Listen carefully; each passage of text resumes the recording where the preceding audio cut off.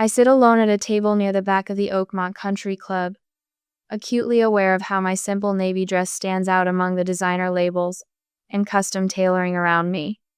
Champagne flows freely as waiters in crisp white jackets weave through the crowd, their trays balanced effortlessly above the celebrating guests. This is David's big day, his graduation from business school with honors. My parents have spared no expense. Mom catches my eye across the room, her smile faltering for just a moment before she turns back to her friends. I adjust the collar of my dress, feeling the fabric catch on my calloused fingers, a stark contrast to the manicured hands raising crystal flutes throughout the room. The ice in my water glass clinks as I take a sip. I don't dare touch the champagne. Last time I had a glass at a family function, Dad commented that I couldn't even hold my liquor properly. So water it is. Dad steps to the center of the room, tapping his knife against his glass. The sharp ping cuts through conversation, and silence falls like a heavy curtain. This is the moment everyone's been waiting for. Richard Bennett's speech for his son, the golden child, the heir apparent to everything my father values. Ladies and gentlemen, esteemed colleagues, and dear friends, Dad begins, his voice carrying that practiced resonance he uses in boardrooms to celebrate excellence. My stomach tightens. I've heard variations of this speech my entire life. Today we celebrate my son, David Richard Bennett, to our only true pride and joy.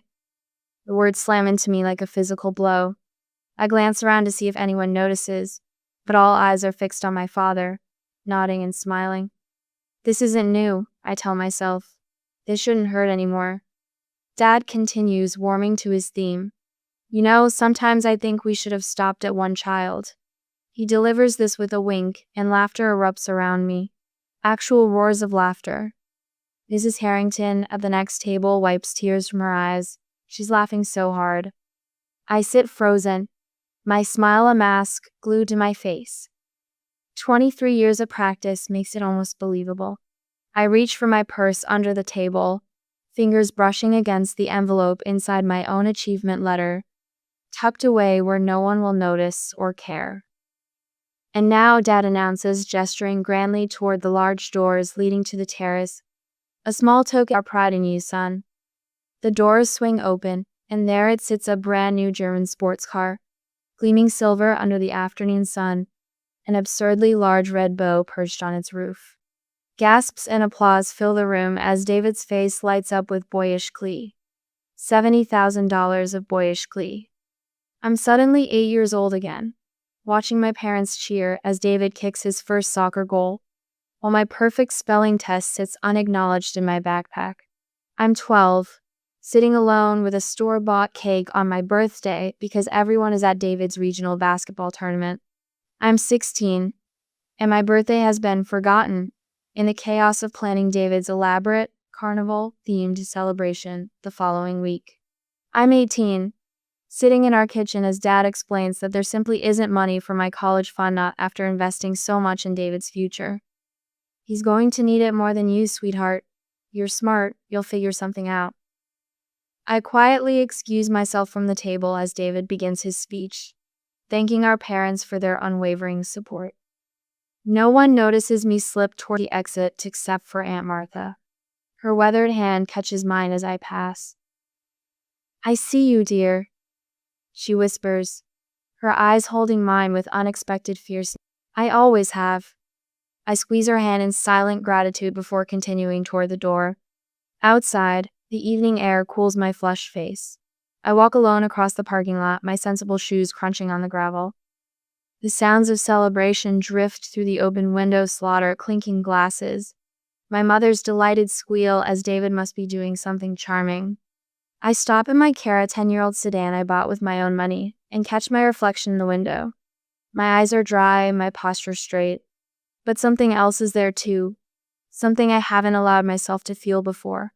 A quiet determination forming behind the pain. When I arrive home, the house is empty and silent. I head upstairs, but stop when I hear voices through the open window, Mom and Dad in the garden below. We should convert Jocelyn's room into a home office for David, Dad says. He'll need somewhere professional to work when he brings clients home. Perfect timing since she's rarely here anyway, Mom agrees, and it has the better view. I stand motionless in the hallway, the familiar weight of invisibility pressing down on me. But tonight, it doesn't bend my shoulders as it usually does. Tonight, it hardens something in my core. I move to my room and pull out my suitcase from under the bed. My hands no longer tremble as I begin to pack my most essential belongings. The acceptance letter from my Percy full scholarship to a university 3 states away goes last into my bag. A copy of the letter I place deliberately on the kitchen counter, where they'll find it after the celebration ends. After I'm gone, what would you do if your own family treated you as nothing more than an afterthought? Would you stay and endure, or find the courage to walk away? My decision will change everything, but not in the way anyone expected. The trunk of my car is half filled when headlights sweep across the driveway. Mom's silver Mercedes pulls in, followed by Dad's BMW. The graduation celebration must have finally wound down. I straighten my spine as car doors slam in unison. What drama is this now? Mom's voice cuts through the evening air as she approaches, her heels clicking on the concrete. She doesn't look at my packed belongings, just flicks her gaze over me with practiced dismissal. Dad doesn't even pretend interest. For God's sake, Jocelyn, can you go one day without making everything about you? This is David's special day. I continue loading a box of books into my trunk. I'm not making anything about me. I'm simply leaving. Leaving? Mom echoes as if I've spoken in a foreign language. David's car roars into the driveway, the new sports car purring like a satisfied cat. He steps out with exaggerated concern etched on his face. What's wrong, little sis? Jealous again? His smile doesn't reach his eyes. Something inside me shifts. Years of silence crack like ice in spring. No, David. Not jealous, just done. Done with what? Dad demands, impatience radiating from him in waves. Everything. My voice remains steady as I close the trunk. The forgotten birthdays, the ignored achievements, the broken promises. Mom waves her hand dismissively. You've always been so sensitive. David simply needed more attention. He had sports, social obligations. I had a 4.0 GPA for 7 consecutive years. I interrupt, no longer willing to be talked over. I was valedictorian. I won 3 state academic competitions. I volunteered 400 hours at the Children's Hospital. Each achievement falls between us like stones into still water. None of you attended a single award ceremony. Dad's jaw tightens. There's nothing about you to be proud of. Academic achievements are easy. David worked for his success. The words should hurt, but they merely confirm what I've always known. I pull the university letter from my jacket pocket. I received a full-ride scholarship worth $80,000. I earned it entirely on my own. I place the letter on the hood of my car. 3 pairs of eyes follow my movement. Silence stretching between us for the first time. Dad recovers first, his chest puffing slightly. Well, you get your brains from me. No. The word emerges quiet but firm. I succeeded despite you, not because of you. My phone buzzes with a text. Aunt Martha's name appears on the screen. Your room at my place is ready. Drive safe, dear one. Who's that? Mom asks, suddenly interested. Aunt Martha. I slip the phone back into my pocket. She's been more family to me than anyone in this house. Another text arrives from Kelly, who stayed up with me for 3 nights straight, helping me complete scholarship applications. We're all rooting for you. Remember what we practiced. You have people waiting for you? Mom's voice rises an octave. Yes, people who actually see me. I straighten my shoulders. Mrs. Chen from the library who drove me to college interviews when you were too busy with David's games. Mr. Peterson, my high school counselor, who was the only person to attend my academic awards ceremony. Kelly and Mark, who helped me apply for scholarships while you were planning David's graduation party. Dad's face reddens. Those people aren't family. They're my chosen family. I reply, the words feeling right. The difference is, they value me without obligation. They celebrate my achievements without resentment. They show up. Mr. Peterson's words from senior year echo in my memory. You're going places, Jocelyn, with or without them. At the time, I desperately hoped it would be with them. Now I understand the freedom in without. This is ridiculous, David cuts in. You've always had a roof over your head, food on the table. That's called basic parenting, David. The minimum legal requirement. Dad steps toward me, his business negotiation face sliding into place. Now, Jocelyn, let's be reasonable. We're family. Family sees each other. My counselor once told me, you're going places with or without them. I finally understand he meant without you. If you'd tried harder like me, they would have cared, David interjects, his tone dripping with condescension. You just didn't make the effort. The familiar pain of his words doesn't sting as it once did. I stopped trying to earn love that should have been freely given. Mom's perfectly manicured hand reaches for my arm. What will people think if you just leave?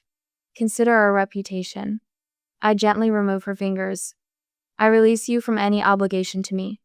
The words feel like setting down a heavy weight I've carried too long. You no longer need to pretend I exist at family functions. You can convert my room to David's home office without guilt. The shock on her face confirms she heard our earlier conversation through the garden window.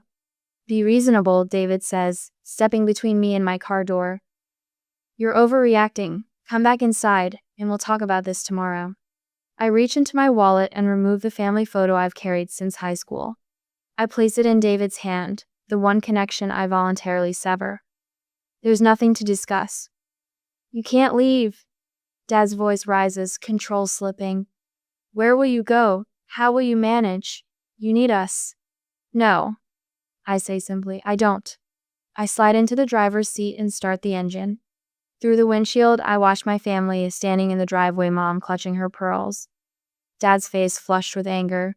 David looking confused that his charm failed to work. They're still standing there, frozen like statues in the growing darkness, as I drive away.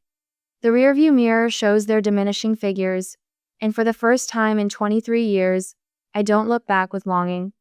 My hands steady on the steering wheel, I drive toward Aunt Martha's house on the other side of town, toward people who see me, toward a future that for once belongs entirely to me. Have you ever had to walk away from toxic family relationships to save yourself? What gave you the strength to finally leave? Share your story in the comments below. The single-paned window of my apartment whistles with each gust of November wind. My breath fogs the glass as I press my forehead against it, watching students hurry across campus bundled in scarves and coats. 3 months since I walked away from everything familiar. 3 months of building something from nothing. My efficiency apartment sits 5 blocks from campus, the cheapest I could find that didn't have visible mold. The landlord called it cozy. That's a generous word for 380 square feet, with a kitchenette where the refrigerator door can't fully open because it hits the stove. I turn from the window and survey my kingdom.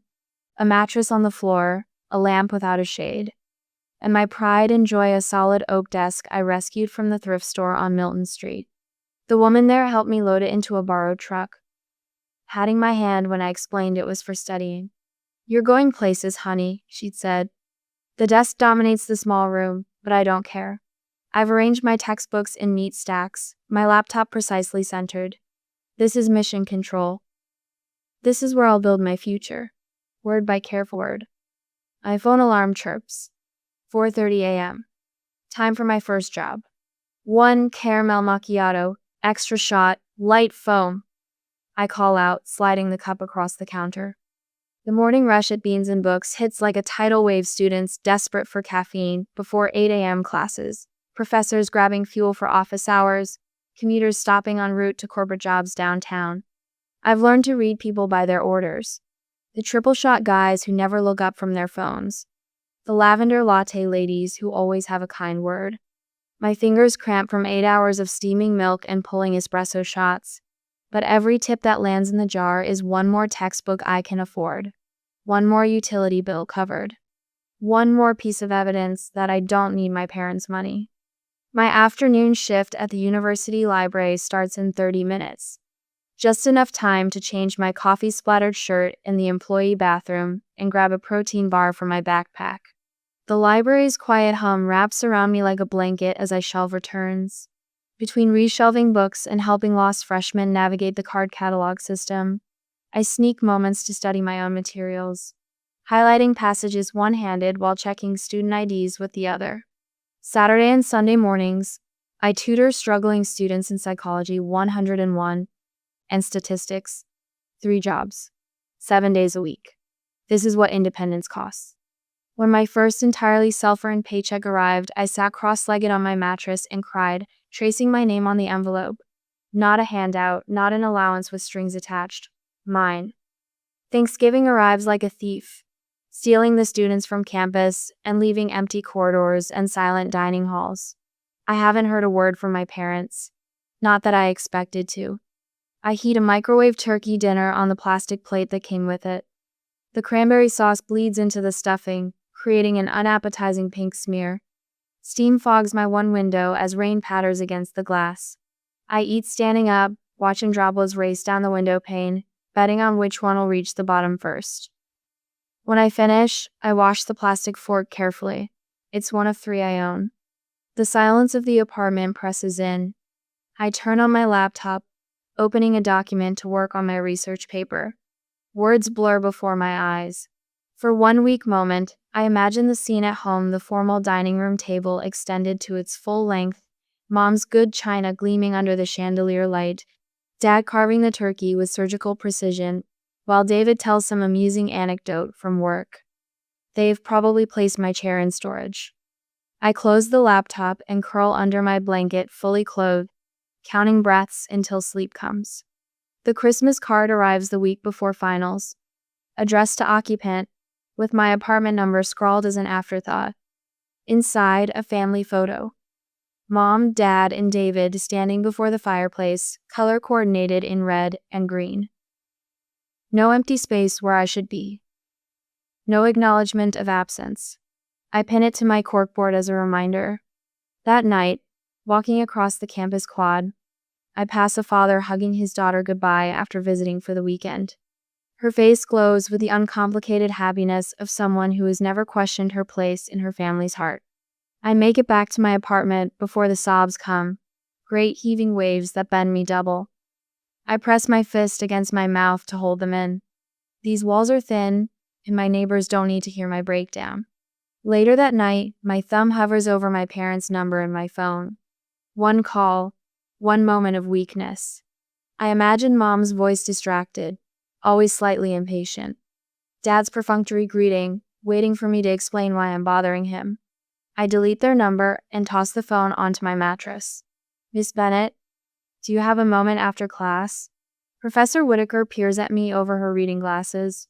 She's formidable steel gray hair, pulled into a tight bun, posture like she's balancing a book on her head. Her developmental psychology course is the most challenging of my freshman year, and her approval is as rare as winter sunshine. Your research proposal shows unusual insight, she says once the classroom empties. Your analysis of attachment theory as it relates to adult sibling relationships is graduate-level work. I stand straighter, warmth spreading through my chest. I'd like you to consider expanding it for the department symposium in spring. She continues. With my guidance, of course. I have a research assistant position opening next semester. Paid. A 4th job. A mentor. Recognition for my work, not my family name. I would be honored, I managed to say. My hands tremble as I stand at the podium. The symposium audience faculty, graduate students, visiting scholars watches expectantly. 3 rows back, Professor Whitaker gives me an encouraging nod. The impact of early attachment disruption on adult achievement patterns. I begin, my voice steadier than I feel. 20 minutes later, the applause washes over me like a cleansing rain. Questions follow, thoughtful and challenging. I answer each one, my confidence growing with every exchange. This is my element. These are my people, those who value ideas, evidence, effort. Walking back to my apartment that evening, I realize something profound has shifted. For the first time since leaving home, I feel fully present in my own life, not defined by what or who is missing. Aunt Martha's care packages arrive every Wednesday. Homemade cookies wrapped in wax paper. Tea bags from her favorite specialty shop. Small practical gifts, a thermal mug. Warm socks. A gift card for the campus bookstore. Each one contains a handwritten letter that never asks when I'll reconcile with my parents, but tells me she's proud of me. My study group meets Tuesdays and Thursdays in the library. Zoe, whose laugh carries across quiet study spaces. Miguel, who brings homemade empanadas his abuela sends. Taisha, whose incisive questions cut through academic jargon like a knife. We started as classmates. We've become something more. You're coming for Easter, and I won't hear otherwise. Mrs. Abernathy announces one Sunday, setting a second helping of pot roast on my plate. My elderly neighbor invited me for dinner after helping her carry groceries up 3 flights of stairs. Now it's our weekly tradition. Her apartment smells of potpourri and baking bread. Her walls lined with photos of grandchildren who rarely visit. You remind me of myself at your age, she tells me often. Backbone of steel. The letter arrives on a bright spring day. Dear Miss Bennett, it reads, we are pleased to inform you that you have been selected as this year's recipient of the Anderson Fellowship for Exceptional Audit Research. Professor Whitaker finds me in the lab, clutching the letter, unable to speak. I nominated you, she says simply. Your work deserves recognition. You're going to change lives with Jocelyn. The university paper runs a small article. Rising academic star earns prestigious fellowship. There's a photo of me accepting the certificate, Professor Whitaker beaming beside me. I mail a copy to Aunt Martha. Speech! Speech! Miguel calls out, raising his plastic cup of sparkling cider. My study group has transformed my sparse apartment with streamers and a hand-painted banner. Congrats, magna cum laude. Taisha has baked a chocolate cake, decorated with what appears to be chemical formulas in icing. Zoe presents me with a gift wrapped in Sunday Comics, a leather-bound journal, embossed with my initials. For your brilliant thoughts, she explains. Mrs. Abernathy dabs her eyes with a handkerchief. I told you, backbone of steel. I look around at these people who became my chosen family. At the apartment that became home. At the life I built from nothing but determination and grace. What would you sacrifice to build a life of dignity and purpose? I gave up my family ties but gained something far more valuable. Was it worth it? Standing here, surrounded by genuine celebration, the answer seems obvious. The next chapter waits, with unexpected twists that will test everything I've built. But tonight, I savor this moment of triumph, earned entirely on my own terms. I straighten the row of framed certificates on my office wall, adjusting the doctoral diploma until it sits perfectly level. 5 years of building something from nothing, degrees, awards, published papers all displayed in simple black frames that stand in stark contrast to the rich mahogany of my office walls. Outside my window, autumn paints the university quad in brilliant reds and golds. Students meander between classes, their laughter drifting upward. I'm scheduled to meet with a promising graduate student in 15 minutes to discuss her research proposal. Dr. Bennett? My assistant Sarah peeks her head in. Your 3 o'clock canceled. Said she'd email to reschedule. Thanks. I smile, grateful for the unexpected break. I'll use the time to finish reviewing those grant applications. Sarah hesitates. Also, your mother called. Again. 3rd time this week. My hand freezes over the stack of papers. 3 years of silence, and suddenly, my phone won't stop ringing. Did she leave another message? Sarah nods, her expression carefully neutral. She said it's urgent. Your father apparently called too, but that was while I was at lunch. I thank her and wait until the door clicks shut before reaching for my phone. 4 missed calls, 2 voicemails. With reluctant fingers, I tap to play the first message. Jocelyn. It's Mom. Her voice sounds thinner than I remember. Please call us back. It's important. Delete. The second. Jocelyn. My father's voice, stripped of its usual commanding tone. Something about it makes my stomach tighten. We need to talk to you. It's a pause. Just call us. Please. Please? From Richard Bennett? And not a single mention of David. I set the phone down and turned toward the window, watching a leaf spiral downward until it lands on the manicured lawn below. The silence about David speaks volumes. When I check my email later that afternoon, there it is, the third attempt this week, with a subject line in all caps. Family emergency, please respond. I close my laptop without opening it and head to my standing appointment with Dr. Winters, the therapist who has guided me through rebuilding my life. They're persistent, I tell her after explaining the barrage of contact attempts. But they haven't said what it's about, just that it's urgent. Dr. Winters considers this, her silver hair catching the light. What are you thinking about doing? Part of me wants to maintain the silence. They didn't care when I needed them. I inhale slowly. But I keep thinking about what you said about curiosity without obligation. Responding doesn't mean you owe them anything, she reminds me. You can set boundaries. That evening, I draft a measured email. I understand you've been trying to reach me. Before we speak, I need to know what this is regarding. I am willing to schedule a short video call once you provide specific details. This is not a commitment to anything beyond that conversation. I wait 3 hours before hitting send. Enough time to be certain. Their response arrives by morning. David is in trouble. We need your help. Please call us tomorrow at 7 p.m. The scheduled time arrives with military precision. I sit at my home office desk, spine straight, professional blouse buttoned to the collar. Their faces appear on screen, my mother's hair, now completely gray, my father's jowls more pronounced. They look smaller somehow.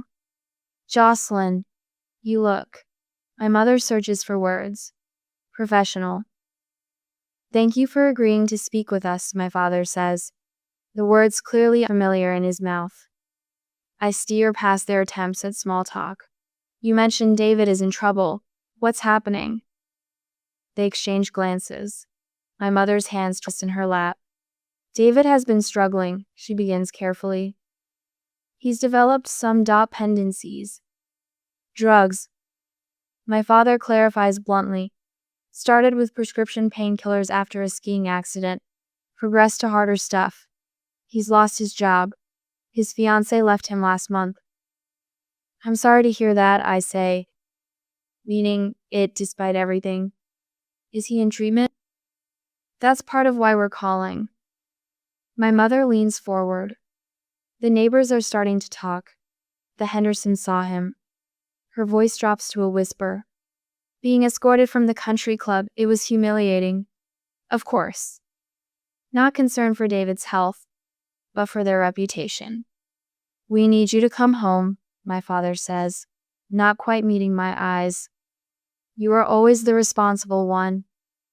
You can help fix this. Fix this. I repeat, testing the weight of those words. He's drained his trust fund. My father continues. We've had to cover his debts. We're not equipped to handle this sort of situation. The irony doesn't escape me. After years of being the family afterthought, suddenly I'm essential. The child they dismissed is now their only hope. You always knew what to do in a crisis, my mother adds, her eyes pleading. You always cleaned up the messes. The responsible one, I echo, the old label settling on my shoulders like a familiar weight I'd long since discarded. Interesting that you remember that part now. My father shifts uncomfortably. Jocelyn, we understand you've been away. But family is family. A laugh nearly escapes me. Family. As if the word alone should erase everything. David needs structure. My mother continues. Discipline. That's always been your strength. I watch them carefully. These people who share my DNA but barely know me. The parents who once couldn't be bothered to attend my honors ceremony now look at me like I'm their salvation. The irony burns in my chest, mingles with an old, familiar ache I thought I'd outgrown. Part of me, a wounded child who still lives somewhere deep inside, wants to savor this moment of vindication. See, I was worth something after all. Another part wants to end the call immediately. Protect the life I've built with such painful care. But there's a third voice too. The psychologist who understands family systems, and the therapist who's worked through her own trauma. That voice whispers about cycles of pain, about David as both perpetrator and victim of our parents' warped priorities. Let me be clear. I say, my professional tone firmly in place while turmoil rages beneath. I have a career, responsibilities, and a life that I've built entirely without your support. I'm not simply going to abandon all that because you've suddenly decided I'm useful. My mother flinches. My father's jaw tightens. That said, I continue, surprising even myself.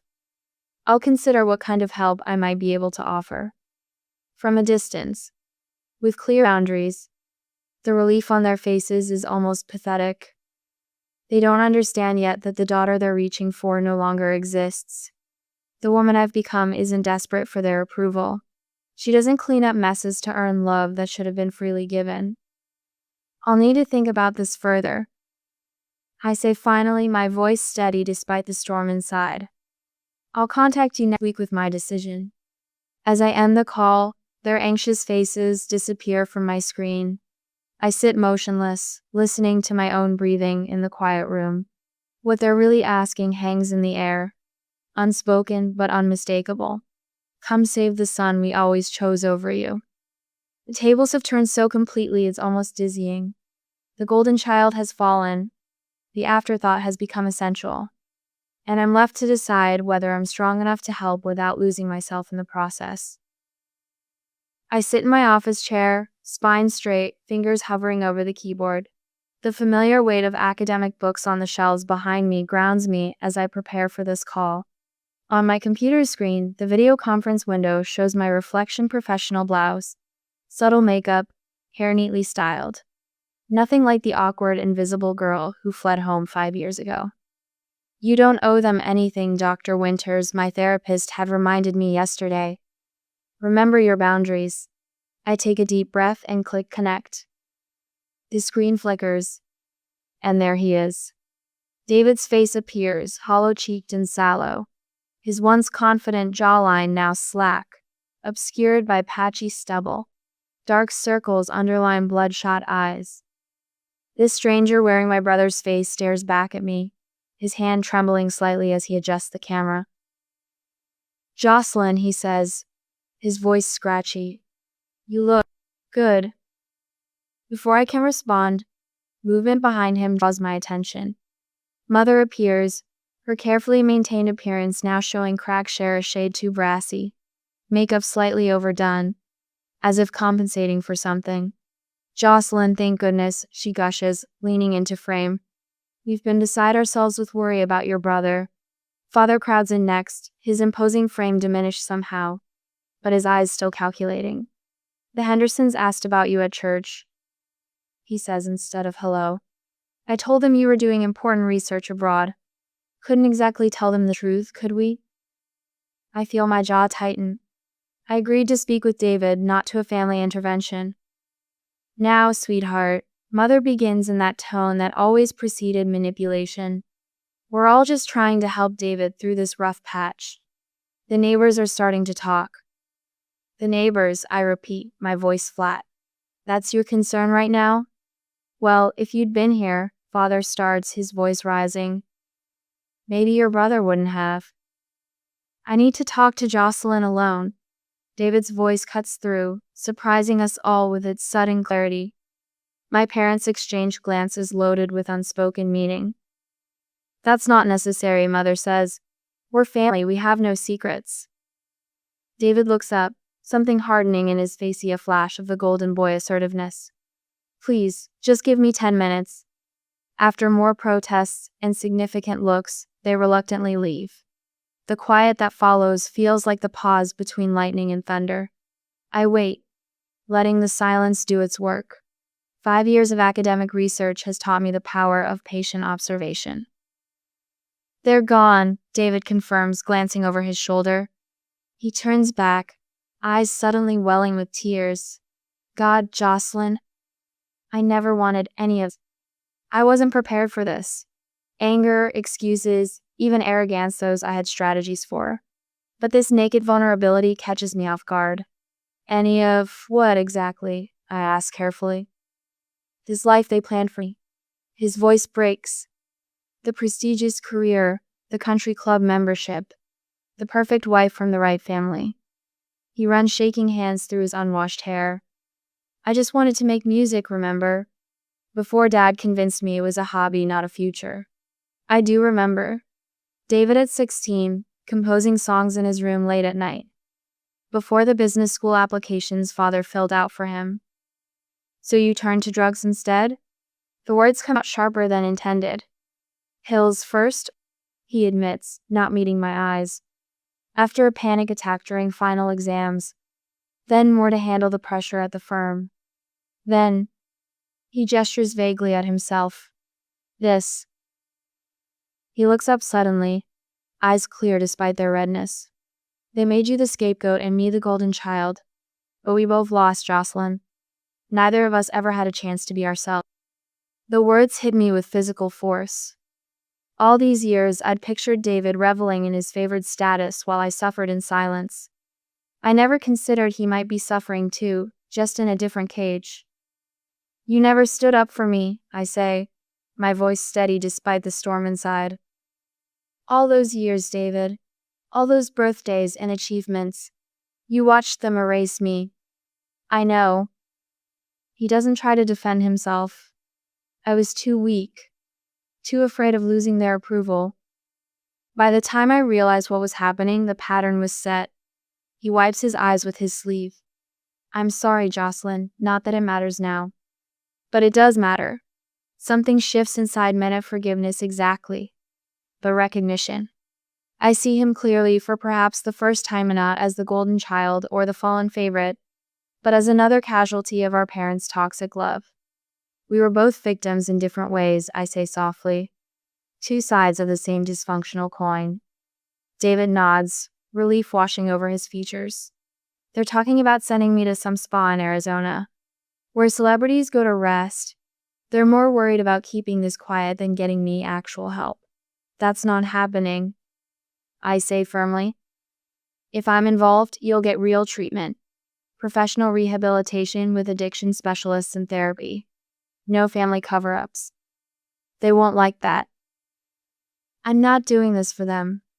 My voice is steady now, certain. And I won't be moving back home or handling this quietly. Those are my terms. What about us? He asks. Vulnerability naked on his face. You and me? I consider this carefully. The hurt child in me wants to punish him for his complicity. The psychologist in me recognizes the complexity of family dynamics. The woman I've become knows that healing doesn't require forgetting. I'll help you find yourself, David, I finally say.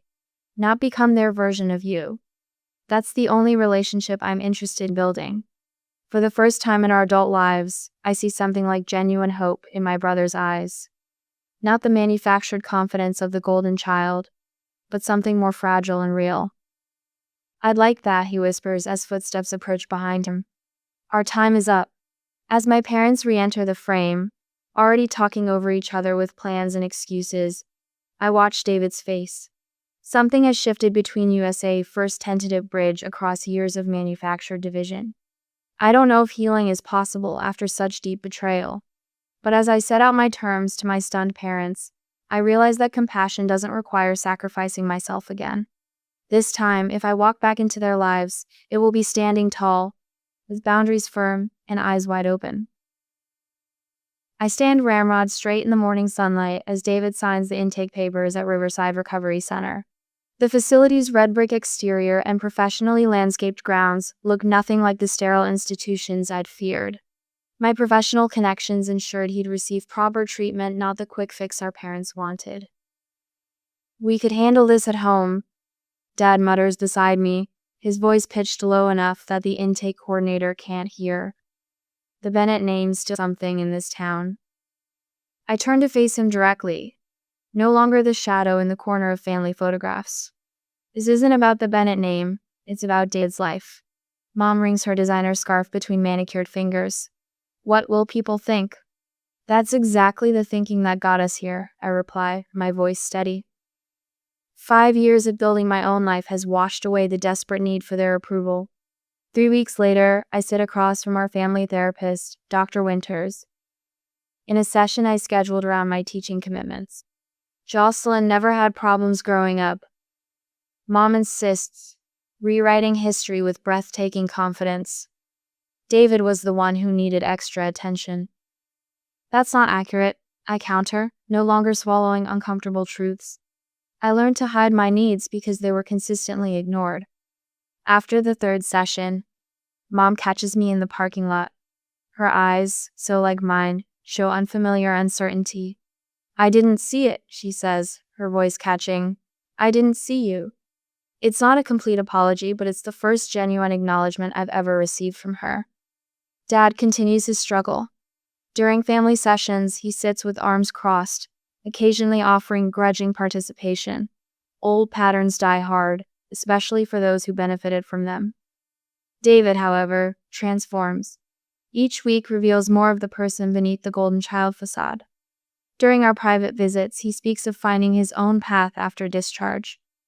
I never wanted the corporate career, he confesses one afternoon. That was all Dad. The day David completes the program, there's a small gathering in the center's community room, no champagne. No speeches about family legacies. Just coffee, store-bought cookies, and genuine smiles. He approaches me with a wrapped package. Inside is a framed copy of my first published paper on family trauma and resilience. I read it. He says, unexpected pride in his voice. I understand now. Our parents stand awkwardly nearby, attempting conversation without their usual condescension. 5 years later, David and I sit on a park bench near the university, where I now chair the psychology department. The scholarship fund I established for students from challenging family backgrounds has just accepted its 20th recipient. David, now a certified addiction counselor, checks his watch. My next group starts in an hour, he says, the contentment in his voice a world away from the hollow man who entered rehab. My memoir about family dynamics sits on bestseller lists and has become required reading in psychology courses nationwide. Not for fame, but for the ripple effect of truth-telling. A young woman approaches, clutching my book to her chest. Professor Bennett, your memoir helped me find courage to set boundaries with my own family. I just wanted to thank you. David smiles proudly as she walks away. Between us lies the comfortable silence of two people who've rewritten their story together. Sometimes the most loving thing we can do is walk away, I say, watching students cross the quad. And sometimes the bravest thing is to return, but always on our own terms. What does true family mean to you? Is it blood connection, or people who respect and value you? Jocelyn discovered it was possible to redefine family on her own terms. The mahogany jewelry box sits open on my mother's dresser, its velvet lining a deep burgundy that reminds me of the wine we'll serve tonight at her 60th birthday dinner. My fingers hover over the empty space where the Mitchell family necklace should rest, 5 sapphires set in silver, that has graced the neck of every firstborn daughter since my great-grandmother's time. Laughter drifts up from the living room, the sound incongruously light as my hands begin to tremble. A small cream-colored card lies beside the empty box. I pick it up, my breath catching as I read the elegant script. For Lydia, to continue our family legacy. For Lydia, my younger sister. Not me, Nova, the firstborn daughter. I step back, my heel catching on the edge of the oriental rug, nearly sending me sprawling. The sounds from downstairs grow louder, glasses clinking, my father's booming laugh, my mother's delicate titter. I move toward the hallway, drawn by voices that suddenly seem sharper, clearer. We'll present it to Lydia this weekend, my mother says. At the lakeside brunch. Perfect timing, my father replies. She deserves something special after landing that gallery showing. I freeze at the top of the stairs, one hand gripping the banister until my knuckles turn white. The conversation continues, unaware of my presence. She's always been the one who truly embodies the heart of this family. My father says, his voice warm with pride. The necklace belongs with her. The words slice through me like a blade. I've spent 29 years as the responsible one, the achiever, while Lydia flitted from passion to passion. And now they're giving her the necklace that grandmother promised would be mine. An image surfaces from childhood, me, at 10 years old, bouncing on my toes as I clutched a brochure for the Science Museum's new exhibit. Please, can we go Saturday? I'd begged, only to have my enthusiasm dismissed when Lydia wanted to visit her friend's horse ranch instead. My parents never even pretended to consider my request. The horses will be good for both of you, Mother had said, her decision already made. That same dismissal followed me through every dinner table conversation. My law school acceptance warranted a brief, "That's nice, dear," before they turned to celebrate Lydia's participation in a local art fair. My first major case win earned a distracted nod, while Lydia's pottery class enrollment prompted a champagne toast. The memory hardened something inside me. I descend the stairs, my footsteps deliberately heavy on each step. The conversation in the living room halts as I enter. "Nova," my mother says, her smile tightening at the corners. "We were just discussing the weekend plans." "Were you?" I lock eyes with her. "I thought you were discussing grandmother's necklace, the one she specifically said would go to the firstborn daughter. To me." The room falls silent. My father sets down his drink with a sharp click against the coffee table. Lydia studies her manicure with sudden interest. "Traditions change, Nova." Mother waves her hand dismissively. "You've never cared about family sentiments anyway." The accusation lands like a physical blow. Years of trying to earn their approval, of preserving family photographs, of remembering birthdays and anniversaries, when everyone else forgot, all erased with one careless statement. "I've always cared," I say, my voice steady despite the hollow ache spreading through my chest. "You just never noticed." My parents exchange worried glances. A silent communication developed over decades of marriage. Father clears his throat, shifting into what I recognize as his problem-solving posture, head tilted slightly, hands clasped before him. "Lydia needs this more than you do," he explains, his tone reasonable, measured. "You're already successful. You have your career, your condo. Lydia could use this connection to her heritage." I stare at him, truly seeing for the first time how they've crafted a narrative where my accomplishments somehow make me less deserving of their traditions, their affection. The painful truth settles over me. By succeeding on my own, I've given them permission to exclude me entirely. "I see," I say quietly. I turn and walk away, climbing the stairs to the guest room that was once my childhood bedroom, now redecorated with generic furniture and beige walls. I close the door softly behind me, skipping dinner entirely. Hours pass. No one comes to check on me. The celebration continues downstairs without interruption, laughter occasionally rising through the floorboards like a cruel reminder that I am, and perhaps have always been, an afterthought in my own family. The morning sun slants through the blinds of my childhood home, casting accusatory fingers of light across the polished oak floor of my father's study. I shouldn't be in here. The door was ajar when I passed, and something pulled me in the same instinct that makes you probe a sore tooth with your tongue. Father's desk stands immaculate as always, leather blotter precisely centered, fountain pens arranged by size. I run my fingers along the mahogany bookshelf, hesitating at a burgundy leather album I've never seen before. Gold lettering catches the light. Family treasures. My hands act before my mind gives permission, pulling the album from its place. The leather feels cool and substantial as I carry it to the desk chair. When I open the cover, my breath stops. There's Lydia, 16 years old, wearing grandmother's pearl earrings at her birthday dinner. Lydia at 18, grandmother's silver bracelet adorning her wrist at graduation. Lydia at 21, grandmother's ruby ring glinting on her right hand during last Christmas, the ruby ring promised to me when I turned 30. My fingers tremble as I flip through pages documenting years of quiet redistribution. Each photograph meticulously labeled with dates and occasions, creating an undeniable timeline of systematic favoritism. What are you doing in here? I snap the album closed, my heart thundering against my ribs as my mother stands in the doorway, her expression shifting from surprise to thinly veiled annoyance. "The ruby ring?" I say, my voice steadier than I feel. "Grandmother specifically told me it would be mine when I turned 30. Mother waves her hand dismissively. "That was years ago. Lydia needed something special for her art school graduation. You understand." I always understand. I always accommodate. I always step aside. "When were you planning to tell me?" I ask, opening the album to the Christmas photo. "Or were you hoping I wouldn't notice until after you'd given away everything grandmother intended for me?" Before she can answer, voices drift from the kitchen. I tuck the album under my arm and follow the sound, Mother trailing behind with whispered protests I choose to ignore. The kitchen island forms the center of a tableau that stops me cold in the doorway. Aunt Martha perches on a stool, gesturing animatedly while Uncle James nods. Cousin Bethany leans against the counter, scrolling through her phone. My father stands at the coffee maker, and Lydia sits centered among them, the undisputed focus of their attention. Nova. Father acknowledges with a quick glance. We thought you were still sleeping. Clearly, I reply, the album heavy in my hands. Aunt Martha brightens. We were just discussing the lakeside brunch this weekend, the perfect setting for Lydia to wear the necklace. And a good opportunity to talk about grandmother's china, Uncle James adds. The pattern will complement Lydia's dining room beautifully. The china. Another family treasure I hadn't realized was already allocated in my absence. Interesting, I say, maintaining composure through sheer will. When was this decided? An uncomfortable silence settles over the kitchen. Bethany looks up from her phone, suddenly interested. We had a family meeting last month, Uncle James explains slowly. We voted on several of the remaining heirlooms. A family meeting, I repeat, that I wasn't invited to.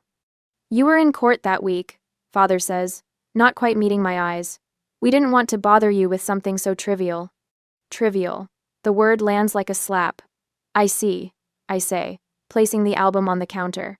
And what else have you decided was too trivial to include me in? No one answers. Lydia studies her coffee mug, tracing its rim with one perfectly manicured finger. This has nothing to do with excluding you. Mother says, finally. You've built your own life, your own success. These family pieces mean more to Lydia. The truth hits with stunning clarity. My independence, my achievements, the very things I pursued, hoping for their approval, have become their justification for erasing me from our family legacy. Later, I climb the narrow stairs to the attic, needing to confirm what I already suspect. The space feels smaller than I remember, heavy with dust and forgotten memories. Cardboard boxes labeled Nova Childhood are stacked neatly in the far corner, while a single plastic bin contains my high school awards and college mementos. The contrast couldn't be more stark. Downstairs, Lydia's bedroom remains preserved like a museum exhibit, her teenage posters still on the walls, her childhood stuffed animals arranged on the window seat, her school artwork framed and displayed. My history has been condensed, compressed, and relegated to the margins of the family narrative. I retreat to the small home office tucked behind the kitchen, closing the door for privacy. Family photographs line the shelves, but I notice now what I've been blind to before, how I stand at the edges in every frame, while Lydia occupies the center.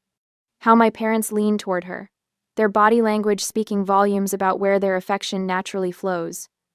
Was I ever truly seen in this family? Or merely tolerated? As I turn to leave, a cream-colored envelope catches my eye, wedged between two books on the lowest shelf. My name is written across the front in grandmother's distinctive script. Inside, I find a single sheet of her personal stationery, the letter dated just months before her death. My dearest Nova, it begins. The Mitchell family necklace has passed from mother to eldest daughter for 4 generations. When the time comes, this tradition will continue with you. Regardless of what others may say or do, remember that you are the rightful heir to this legacy. Your quiet strength reminds me so much of myself at your age. Never doubt your place in this family's history. I press the letter to my chest, grandmother's words a balm to wounds I've only just begun to acknowledge. As I held grandmother's letter in my hands, I wondered if I should confront my family with this evidence immediately, or wait to build a stronger case for myself. Speaking up might force recognition, but patience might reveal how far this pattern truly extended. What would you do when faced with a lifetime of invisible exclusion? On Monday morning, after the weekend brunch I wasn't invited to, the Instagram notification chimes as I'm halfway through my morning coffee. I tap the screen and there she is, Lydia, head tilted just so, sapphires gleaming against her collarbone. The Mitchell family necklace catches the light perfectly, as if even the sun conspires to highlight her victory. So blessed to carry on our family legacy, her caption reads. The words burn into my retinas like acid. I scroll through the comments, each one a fresh cut. Absolutely stunning. You wear it beautifully. Mother's bridge partner. Mitchell women and their jewels. Name a more iconic duo. Cousin Bethany. Gorgeous. Just like your grandmother would have wanted. Aunt Martha. Then one comment stops my scrolling finger cold. Wasn't this meant for Nova? Thinking of you, Nova. Margaret Holloway, my former debate team partner from high school, she remembered. Someone noticed. My phone rings. Mother's name flashes on the screen. Nova, darling. Her voice drips with honey-coated steel. Have you seen Lydia's post? I have. My voice sounds hollow, even to my own ears. Well, you really should comment. People are starting to ask questions, and it's creating quite the awkward situation for all of us. What would you like me to say, Mother? I ask, pressing my palm flat against the cool granite countertop to steady myself. Just something supportive. You look beautiful, sis, or so happy for you. Family harmony is so important, don't you think? Family harmony. As if I'm the one disrupting their perfect tableau. I'll think about it, I say, ending the call before she can press further. Later that evening, while searching for a particular email, I stumble across my father's travel itinerary, forwarded to the family group email that still includes me, probably by mistake. Mitchell Family Lake Tahoe Vacation, the 16th of August, -23. Next week. No invitation had come my way. Sleep becomes my enemy over the following days. I lie awake at 3 a.m., staring at my ceiling, mentally flipping through a lifetime of small betrayals now casting longer shadows. The Science Museum versus the Horse Ranch. Law school acceptance versus pottery class. My first major case win versus Lydia's community art show participation. I rise from bed and pull out an old storage box from my closet. Inside are birthday cards with hastily scrawled signatures, family photos where I stand slightly apart, text messages responding to my accomplishments with, "That's nice. Dear," while Lydia's announcements warrant multiple exclamation points and heart emojis.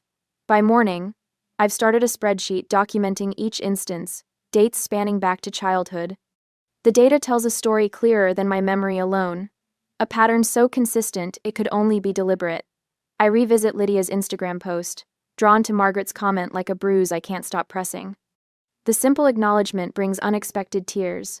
Someone else had noticed. The validation feels both precious and pathetic, that after 29 years, recognition from a former classmate could matter so much. Sunday dinner arrives with its predictable choreography. Mother serves her signature apple pie, my recipe, perfected during law school when baking became my stress relief. The recipe she now claims as a family tradition passed down from her mother. Nova, you've barely touched your food. Father observes, fork poised halfway to his mouth. Still upset about the necklace? I thought we'd moved past that. Did we? I ask quietly. I don't recall actually discussing it. Father sets down his fork with deliberate care. You've never shown interest in family traditions, Nova. Why start now? The familiar accusation hangs in the air, but something has shifted inside me. The spreadsheet of data points. Margaret's comment. The vacation planned without me.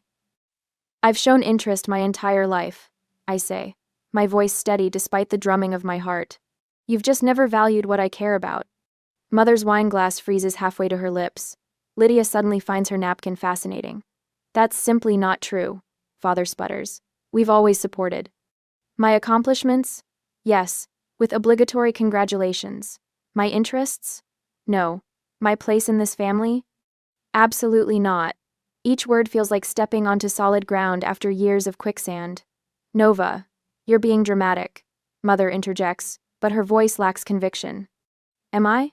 Then explain why Lydia received grandmother's necklace despite her specific wishes. Explain the Lake Tahoe vacation. I wasn't invited to. Explain why you're serving my apple pie recipe as if you created it. The silence stretches, thick and uncomfortable.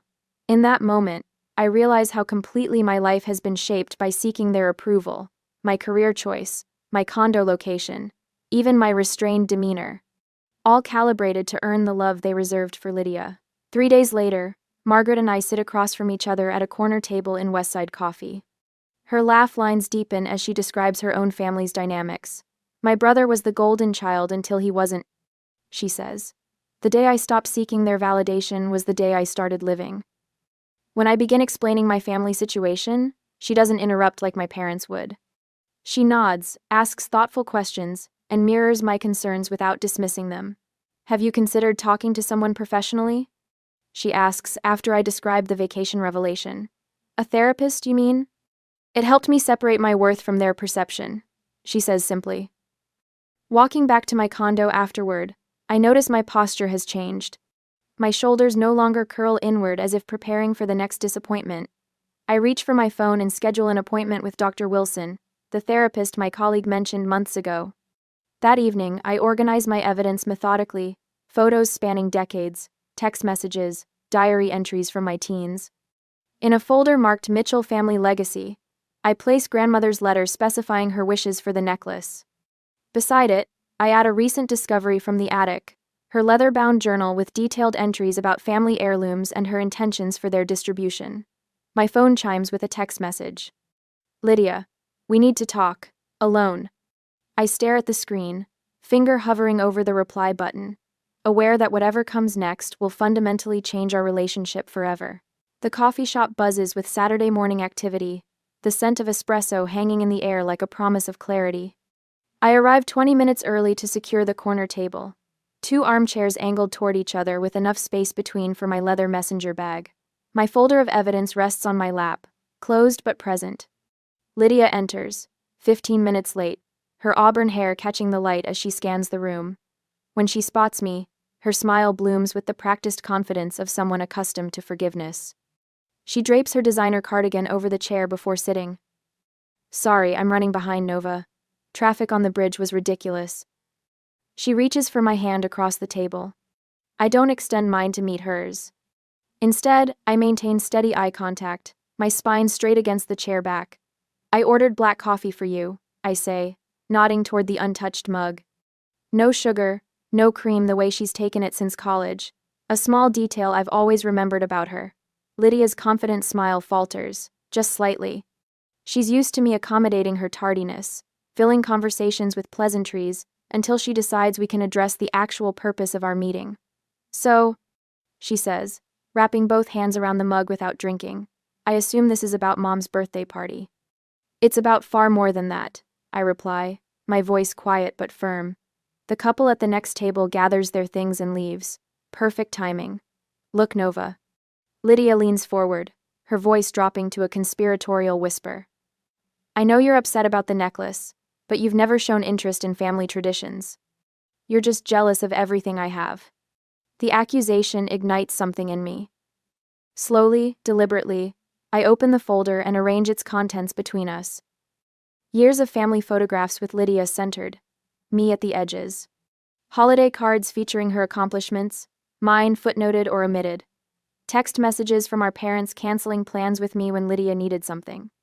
Grandmother's letter about the necklace tradition. This isn't about jealousy, I say, tapping the chronologically arranged evidence. This is about a pattern spanning 29 years. Lydia's defensiveness crumbles as she flips through the pages. Her fingers tremble when she reaches the photo from my law school graduation, our parents looking at their phones while I received my diploma, followed by a picture taken hours later of them beaming beside Lydia at her pottery exhibition that same weekend.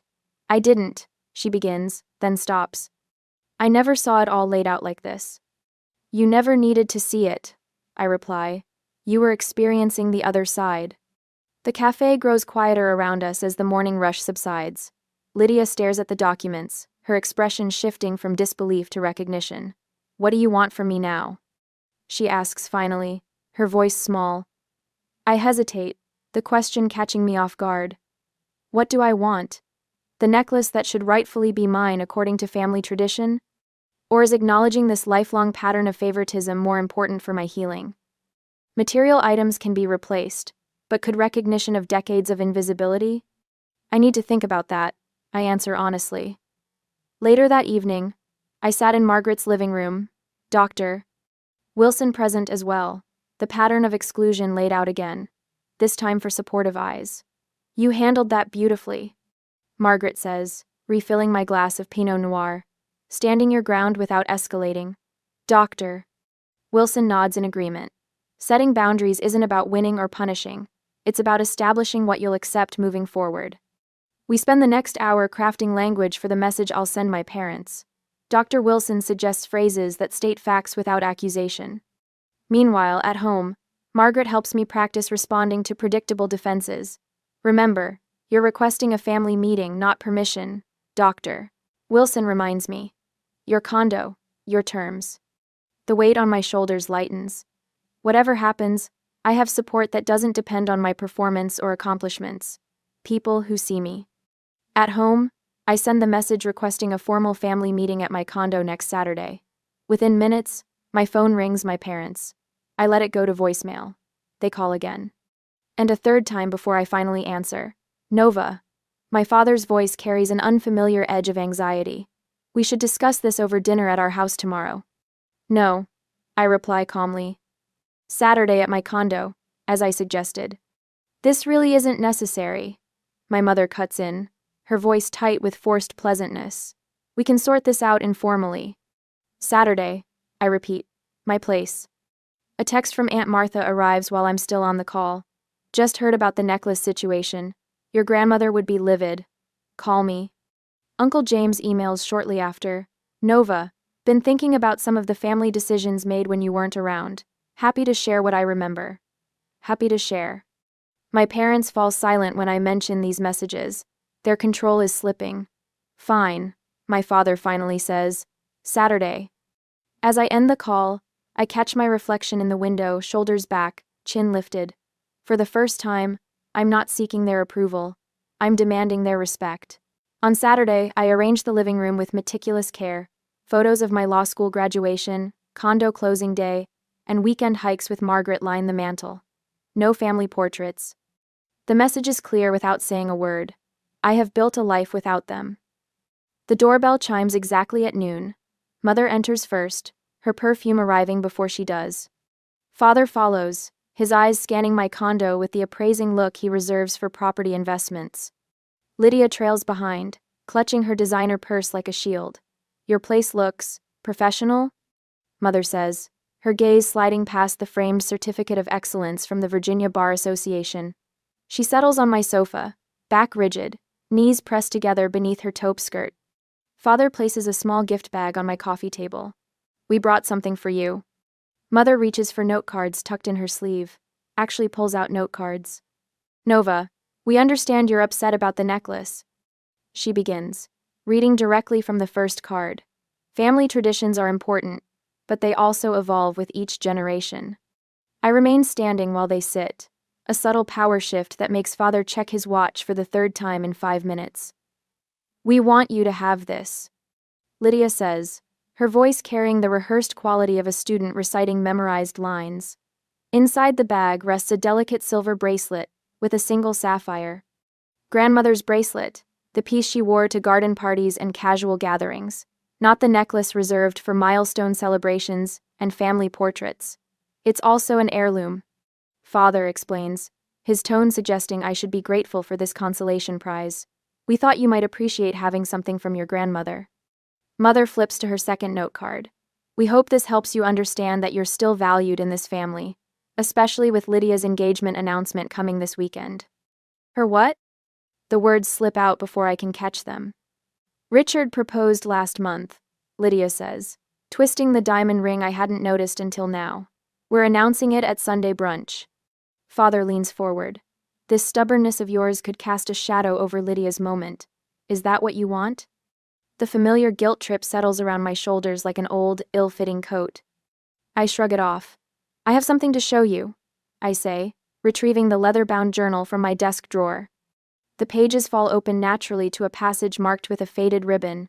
Grandmother left this to me when I turned 21. Mother's eyes widen as I begin reading aloud. April 1996. Today I showed Nova my sapphire necklace. She traced each stone with such reverence, asking about the women who wore it before me. I explained our tradition, how it passes to the firstborn daughter as a symbol of her responsibility to preserve family history. She promised to keep the tradition when her time comes. I placed the journal on the coffee table, then add a small envelope. This was tucked inside. The photograph shows 8-year-old me wearing the necklace, stones too large against my child-sized collarbones, grandmother's hands steadying it from behind. On the back, in her elegant script, for Nova Elizabeth, my firstborn granddaughter, when she turns 30, a tradition unbroken since 1896. You deliberately hid this, Mother whispers, her note cards forgotten on her lap. I found it 2 weeks after my 21st birthday. In the drawer where grandmother told me to look, I maintain eye contact with each of them in turn. You knew. All of you. The necklace suits Lydia better, father insists, but his voice lacks conviction. This isn't about the necklace anymore, I say. I don't need your approval. I needed your love, and that was always conditional. I retrieve the bracelet from its bag and extend it toward them. I won't accept partial inclusion in this family. Either I matter as much as Lydia, or I don't matter at all. You're being dramatic, Mother says, but her fingers tremble as she gathers her note cards. You could at least pretend to be happy for me, Lydia snaps, mask slipping. You're ruining everything just like you always do. Always do? I echo.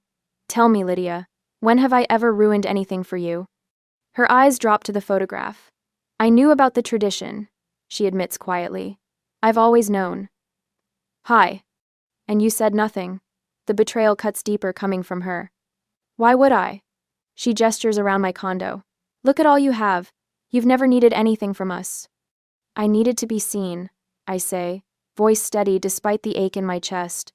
I'm not rejecting you. I'm rejecting how you've treated me. They leave in a flurry of half-hearted apologies and promises to talk about this later. The bracelet remains on my coffee table, unwanted. 2 days pass before Margaret calls with news from her cousin who works at Mother's salon. They're saying your mother asked Lydia to return the necklace. And? The question that matters isn't whether I'll get the necklace, but whether I still want what it represents. Lydia refused. Margaret reports. But your Aunt Caroline took your side, said your grandmother would be heartbroken. I thank her and hang up, staring at my email when a new message appears from Sullivan and Associates' grandmother's attorneys. The subject line reads, Secondary Trust Access, 30th Birthday Provision. I click it open, heart hammering against my ribs as I read the first line. In accordance with Elizabeth Mitchell's final wishes, the secondary trust becomes accessible to Nova Elizabeth Mitchell on her 30th birthday, the 18th of September, 2025.